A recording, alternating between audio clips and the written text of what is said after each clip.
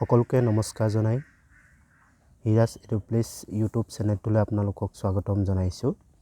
আজি এই ভিডিঅ'টোত ব্যঞ্জন বৰ্ণ খ, গ আৰু ঘ এই বৰ্ণকেইটা লগ লাগি হোৱা যুক্তাক্ষৰসমূহৰ শব্দসমূহ বানান কৰি পঢ়ি দিবলৈ যত্ন কৰা হৈছে। আশা ৰাখিছোঁ আপোনালোকে প্ৰথমৰ পৰা শেষলৈকে ভিডিঅ'টো চাব আৰু ভিডিঅ'টো চাই কেনে পালে নিশ্চয় কমেণ্ট কৰি জনাব। আহক এতিয়া ভিডিঅ'টোৰ মাজলৈ যাওঁ। ইয়াতে চাওক, খৰ লগত যোগ হোৱা যুক্তাক্ষৰ থকা শব্দ বানান কৰি পঢ়োঁ অৰ্থাৎ আহা। খৰ লগত যোগ হৈ থকা যিবিলাক যুক্তাক্ষৰ আছে আৰু সেই যুক্তাক্ষৰ দি যিবিলাক শব্দ গঠন কৰা হৈছে সেই শব্দবিলাক বানান কৰিবলৈ যত্ন কৰা হৈছে। প্ৰথমতে ইয়াতে আছে এই যুক্তাক্ষৰটো। এই যুক্তাক্ষৰটো খ আৰু ৰ লগ লাগি এই যুক্তাক্ষৰটো হৈছে। তো এই যুক্তাক্ষৰটো থকা শব্দ এইটো, মুঠতে ইয়াত তিনিটা শব্দ আছে। প্ৰথমৰ এই শব্দটো হৈছে খ্ৰীষ্টাব্দ। এই খ্ৰীষ্টাব্দ শব্দটো বানান কৰিবলৈ যত্ন কৰিছোঁ। খয় ৰয় খ্ৰ, তাত দীৰ্ঘইকাৰে খ্ৰী। মূৰ্ধন্য হয় মূৰ্ধন্য তয় ষ্ট, তাত আকাৰে ষ্টা। বয় দন্তীয় দয়ব্দ। সম্পূৰ্ণ শব্দটো হৈছে খ্ৰীষ্টাব্দ। ইয়াৰ পিছত লৈ যাওঁ, এই শব্দটো হৈছে খ্ৰিং। খয় ৰয় খ্ৰ, তাত দীৰ্ঘইকাৰে খ্ৰী অনুস্বাৰ। শব্দটো হৈছে খ্ৰিং। ইয়াৰ পিছত লৈ গৈছোঁ, খয় ৰয় খ্ৰ, তাত দীৰ্ঘইকাৰে খ্ৰী মূৰ্ধন্য হয় মূৰ্ধন্য তয় ষ্ট। শব্দটো হৈছে খ্ৰীষ্ট। এবাৰ আহিছোঁ ইয়াৰ পিছতলৈ। খ আৰু অন্তস্থ য় এই দুটা বৰ্ণ লাগি এই যুক্তাক্ষৰটো হৈছে। এই যুক্তাক্ষৰটো থকা শব্দসমূহ বানান কৰিবলৈ যত্ন কৰিছোঁ। প্ৰথমতে আছে মুখ্য। মত দীৰ্ঘৌকাৰে মু। খয় অন্তস্থ য় ক্ষ। শব্দটো হৈছে মুখ্য। ইয়াৰ পিছত লৈ গৈছোঁ খ্যাতি। খয় অন্তস্থ য় ক্ষ, তাত আকাৰে খ্যা। দন্ত্যত তাত হচইকাৰে টি, খ্যাতি। ইয়াৰ পিছতো লৈ গৈছোঁ বিখ্যাত। বত হস্ৰইকাৰে বি। খয় অন্তস্থ য় ক্ষ, তাত আকাৰে খ্যা। দন্ত্যত বিখ্যাত। খৰ লগত যোগ হৈ থকা যুক্তাক্ষৰ এই দুটাই আছিলে। এবাৰ ইয়াৰ পিছৰ বৰ্ণ গটোলৈ গৈছোঁ। এতিয়া গড় লগত যোগ হোৱা যুক্তাক্ষৰ থকা শব্দ বানান কৰি পঢ়িবলৈ যত্ন কৰিছোঁ। ইয়াতে আছে প্ৰথমৰ এই যুক্তাক্ষৰটো চাওক। ইয়াত গ আৰু দন্ত্য ধ লগ লাগি এই যুক্তাক্ষৰটো হৈছে। এতিয়া এই যুক্তাক্ষৰটো থকা শব্দবিলাক পঢ়িবলৈ যত্ন কৰিছোঁ। মত হচৌকাৰে মু। গয় দন্ত্য ধয় ধ। শব্দটো হৈছে মুগ্ধ। ইয়াৰ পিছত লৈ গৈছোঁ দুগ্ধ। দন্ত্য দত হস্ৰৌকাৰে দু। গয় দন্ত্য ধয় ধ, দুগ্ধ। ইয়াৰ পিছত লৈ গৈছোঁ মুগ্ধতা। মত হচৌকাৰে মু। গয় দন্ত্য ধয় ধ। দন্ত্য তত আকাৰে তা, মুগ্ধতা। ইয়াৰ পিছৰ যুক্তাক্ষৰলৈ গৈছোঁ। এই যুক্তাক্ষৰটোত গ আৰু দন্ত্য ন লগ লাগি এই যুক্তাক্ষৰটো হৈছে। তো এই যুক্তাক্ষৰটো থকা শব্দবিলাক বানান কৰি পঢ়িবলৈ যত্ন কৰিছোঁ। ম গয় দন্ত্য নয়গ্ন। শব্দটো হৈছে মগ্ন। দন্ত্য ন গয় দন্ত্য নয়গ্ন। শব্দটো হৈছে নগ্ন। আৰু একেবাৰে শেষৰ শব্দটো হৈছে নগ্নতা।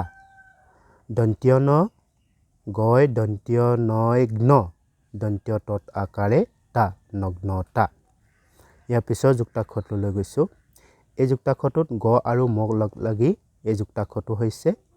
এই যুক্তাক্ষৰটো থকা শব্দসমূহ বানান কৰি পঢ়িবলৈ যত্ন কৰিছোঁ। অন্তস্থ যত হস্ৰৌকাৰে জু। গয় ময় গ্ম। শব্দটো হৈছে যুগ্ম। ইয়াৰ পিছৰ শব্দটো হৈছে অযুগ্ম। অ অন্তস্থ যত হচৌকাৰে জু গয় ময় গ্ম শব্দটো হৈছে অযুগ্ম ইয়াৰ পিছৰ শব্দটো হৈছে যুগ্মতা অন্তস্থ যত হচৌকাৰে জু গয় ময় গ্ম দন্ত্য তত আকাৰে তা যুগ্মতা এবাৰ ইয়াৰ পিছৰ যুক্তাক্ষৰটোলৈ গৈছোঁ এই যুক্তাক্ষৰটোত গ আৰু ৰ লগ লাগি এই যুক্তাক্ষৰটো হৈছে এতিয়া এই যুক্তাক্ষৰটো থকা শব্দবিলাক বানান কৰি পঢ়িবলৈ যত্ন কৰিছোঁ গয় ৰয় গ্ৰ হ গ্ৰহ ইয়াৰ পিছৰ শব্দটো হৈছে আগ্ৰহ আ গয় ৰয় গ্ৰ হ আগ্ৰহ বট হস্ৰইকাৰে বি গয় ৰয় গ্ৰ হ বিগ্ৰহ এবাৰ ইয়াৰ পিছৰ যুক্তাক্ষৰটোলৈ গৈছোঁ এই যুক্তাক্ষৰটোত গ আৰু অন্তস্থ য় লগ লাগি এই যুক্তাক্ষৰটো হৈছে এই যুক্তাক্ষৰটো থকা শব্দসমূহ বানান কৰি পঢ়িবলৈ যত্ন কৰিছোঁ